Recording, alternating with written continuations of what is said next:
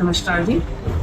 मैं अपने मंत्री जी श्री गौरव गौतम जी का बहुत बहुत धन्यवाद करती हूँ कि उन्होंने हॉस्पिटल के लिए इतनी सारी सुविधाएं लेकर के आए हैं। वो इसमें सबसे पहले, जैसा कि आप लोगों को दिख भी रहा होगा, कि हॉस्पिटल जो है वो बिल्कुल अलग सी शेप में आ गया है, बदल गया है। धीरे धीरे उसके अंदर जो सुविधाएं हमें दी जा रही हैं उस पर, जैसे हमने मेन गेट है, मेन गेट जो है वो बहुत बड़ा हो गया है।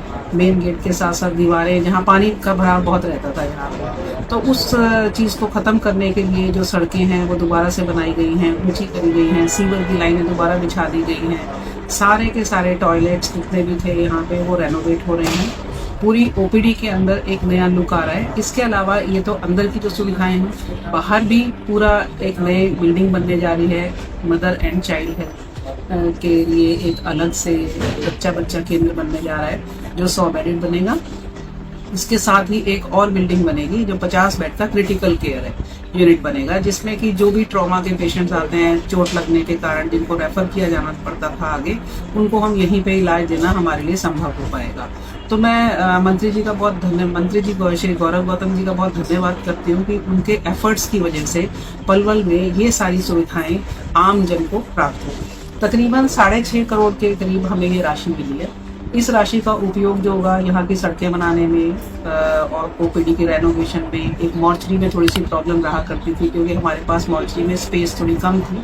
तो जो मॉर्चरी है जहाँ पे पोस्टमार्टम होते हैं, वहाँ पे हम पूरा एक अलग से कोल्ड रूम बनाएंगे। उस कोल्ड रूम के साथ मरीजों के जो उनके साथ के जो अटेंडेंट्स आते हैं उनके बैठने के लिए भी अलग से सुविधाएं दी जाएंगी। वहाँ पे पूरा कवर्ड एरिया होगा। सड़कों के अलावा साथ साथ में जो हमारा एक छोटा गेट था, जिसमें से हमें सबसे बड़ी प्रॉब्लम रहती थी कि एम्बुलेंस जो है समय पर नहीं अंदर पहुंच पाती थी और कहीं ना कहीं रुकावट रहती थी, तो वो गेट की बजाय अब एक पूरा बड़ा गेट बनेगा जो कि 4 लेन रहेगा, ताकि एम्बुलेंस के आने जाने में कोई असुविधा ना हो।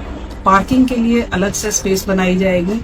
जो लोग बाहर से आते थे उन्हें पार्किंग करने में, गाड़ियां लगाने में दिक्कत आती थी, तो एक एरिया बड़ा सा एक पार्किंग के लिए भी अलग से डेजिग्नेट किया गया है, जिसमें कि ये पार्किंग बनाई जाएगी। फायर का हमारे यहाँ पे हॉस्पिटल में कुछ काम पेंडिंग था, तो फायर का काम भी धीरे धीरे स्टार्ट होने लगा है, जो फायर के लिए, ताकि कभी आग लग जाए बिल्डिंग में तो उसका तुरंत समाधान हो पाए।